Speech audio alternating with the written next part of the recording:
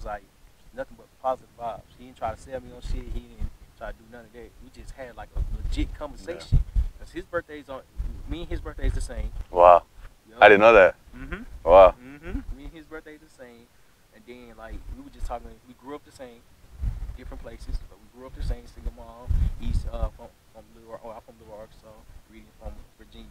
And it's just like, damn, like, bro, Yeah. He was reading some book, Relentless. Who was the author that wrote Relentless? Tim Grover. Tim Grover. He was reading a book about him. I said, okay. Either that one or Grant Cardone, whichever one he was reading. I said, okay. One thing about Iridian is he's gonna read. He gonna read. One thing about Iridian is that he's a reader. Yep. Yep, 100%. How did y'all meet? Me and Iridian, we met through the business. Okay. We met through the business. He was actually, introduced to the business around. I want to say it was. I can't put a date on it, but my first time actually seeing him was we were doing like a general training, right, with our team, and he was brand new to the team, and he was like, I'm Iridian, He's like, I make music, I'm a creative, like. I make merch, like I do everything creative, and I was like, I like bro, like he's cool, like cause I love people that are creative, like my whole family's creative, you know what I mean, and that's just something I've always been gravitated to. So when I seen that about him, I was like, okay, yeah, he's cool, and then I just remember John was like, I like Iridian. He was like, Iridian, he's gonna smoke a lot of y'all here. And he was like just saying so many good things about Iridian. I was like, yep. If I thought that, and then John said, I was like, oh yeah, he's cool. So then we definitely we linked up and we just started chopping it up, getting to know each other, and it just happened to be like it just felt like I known him for a really long time. We felt like we known each other, and it was just like an instant connection. And we've been through a lot of stuff together, and he was there for me when I was at some lows, and I was there for him when he was at some lows, and he was right there when I was at some highs, and I've been there when he's been at some highs. So it's been a blessing. I'm definitely grateful to have somebody like Iridian, somebody like you, and a lot of other people in my life, because you don't come across people like you. You don't come across people like Terrell, like often, to be honest. It's very rare. It's very rare, honestly, and it's just the law of large numbers. You look at the law of large numbers. They say that quantity is better or quality is better than quantity, right? But the truth is, you find quality in quantity. Yeah. You know what I mean? So, yeah, we just had a little something fly off the table real quick. So, there we go. It's all good. Got to get you back in the camera. Yes, sir. And I really appreciate that, to be honest, because man, like you don't meet people with the mind. Well, actually, correction. You meet the right people at the right time, but it's all about how you put yourself, how you're introducing yourself, how you're seeking the knowledge, how you're seeking the people. Because when I met y'all, it was just like an instant connection. Yeah. Everybody I meet, it's an instant connection because I'm true to myself. And once you become true to yourself, people that's around you start to gravitate to you because y'all have the same mindset. Yeah. And it's powerful because like that shit is mind blowing. Yeah. Oh my God. The fact that so many people has the same mind that we have. What? And it's a blessing to meet you, Iridian, John, y'all whole team, to be honest. And then the blessing to meet everybody that I done came encounter with, because not only am I building on my network or I'm becoming known, now people gonna start to remember who I am. Yeah. That's important, because I had watched this Grant Cardone video. It was like, who know you? Who know you? Because in order to be successful, you gotta have a business that people know. Yeah. You can know as many people as you want, but who know you? Who know your wars? Who know your ethics? Who know what you stand for? You say, damn. That is. Yeah. Yeah, that is. That is. That, oh my God. That shit is amazing, because it shows you that we're doing the right thing. We're in the right place that we're supposed to be in, at the right time, at the right moment, the right situation, right conversations. And it shows us that other people need to hear this. Yeah. Other people need to get in these rooms. How do you get in these rooms if you never heard of them? Yeah. People like us. Exactly. Yeah. Most definitely. Yeah, man. And that's powerful, bro. It's power in proximity, you know. So I know that just knowing, like you said, knowing who you are, it allows you to to open up a lot more doors for yourself, because now you're not feeling like you don't deserve to be in a certain room, I agree. or you don't. Oh, I don't know if I should go talk to that person because they look sharp. Yep. I don't know if I should talk to that person because he's driving a Rolls Royce and I'm not. I'm driving a Honda, or I'm driving a whatever, you know. And it's at the end of the day, bro. If you don't apply yourself, nothing's gonna come out of it. You know what I mean? So I like to encourage people to put themselves in those uncomfortable situations. You know, even if you feel like, damn, this person probably doesn't even want to have the time or day to talk to me. You probably will make their day by going and talking to them. You know what I mean? And that's how I feel to this day. You know, like I love when people just want to come and talk, and just connect, because it just goes to show they have that initiative. You know, and if they're willing to take that initiative just from starting a conversation, which is probably one of the most uncomfortable things to do in reality, with somebody you have no idea who this person is, you're just putting yourself out there, that's uncomfortable. You know what I mean? And if somebody is willing and able to do that, it just goes to show that they have what it takes, I feel like. Because if you can just operate in the feeling of uncomfortability, bro, that's gonna do a lot of things for you. It's gonna help with a lot of things, because we always hear it, right? You don't get growth inside your comfort zone. There's no such thing as growth when you're in your comfort zone. So it's true, man. Like the more uncomfortable situations we put ourselves in, the more we increase our likelihood of opening up different doors to new opportunities and meeting somebody that could help us. We may have an idea and they may be working on that idea, and it's like, oh snap, you know what I mean? So I feel like it's key, bro. Just who cares about comfort, bro? Like, we're not here to be comfortable, bro. We're not here to like, I don't know, man. I've been uncomfortable. A lot of things that I went through growing up was very uncomfortable, and uncomfortability is something that I became friends with, at a young age. So it doesn't bother me at this point. And I know that anytime I'm uncomfortable, it's a good thing, And every time I'm comfortable, I gotta check myself. Yeah. I gotta check myself real quick. Yeah. And you have to be comfortable with the uncomfortable. Yeah. And a lot of people, I mean, there's nothing wrong with it, but a lot of people are so content with life, they don't want to worry about the uncomfortable. Yeah. Because how you supposed to grow like that? Yeah. How you supposed to become the best version of yourself if you're always comfortable, if you're always relaxed or content with your everyday life? There's nothing wrong with it, but I can say what I want to say or not. I can help you in a way that I think will help you, but I can't make you drink the water. Right. I can't make you drink that motherfucker. I can walk you to. I can show you how to get it. But as far as me, I can't do that. Yeah. I can't do that. So with somebody that want to actually learn how to be uncomfortable in uncomfortable situations, what advice would you give them? Man, that's a good question. I still find myself to this day trying to challenge myself in that area, find new ways to make myself uncomfortable. Because, we hear be comfortable being uncomfortable. But the fact that I got to be comfortable, it makes me uncomfortable. You know what I mean? So I'm always trying to find a new way. Hello, how you doing? Yes, ma'am. Yes, ma'am. Right down there, and then you make a right on the stairs. It's right there. All right, God bless. Have a good one. Yes, ma'am. Yeah, man. But yeah, like anything. I feel like in our daily activities, we could always find something that makes us uncomfortable. Whether or not we want to seek that, that's up to us. Because it's not something that naturally we want to do. Like naturally, our DNA wants comfort. It wants stability. And you have to actually take the initiative and do something that's not natural to make yourself uncomfortable, right? It's not natural to always want to be feeling uncomfortable. It makes you pretty crazy, and it's what it takes, though. It's what it takes. A lot of people that are successful, they are crazy. They do think very different. They do think very profound. Yeah, it's very different, very different than what we're used to. So I think what I've learned is, for me, one thing that I do to try to keep myself uncomfortable is do the hard things. Do the hard things and stay in discipline to the hard things. Do we mess up? Do we fall short? And do we break that discipline and consistency sometimes? Absolutely, bro. Everybody does at some point in time.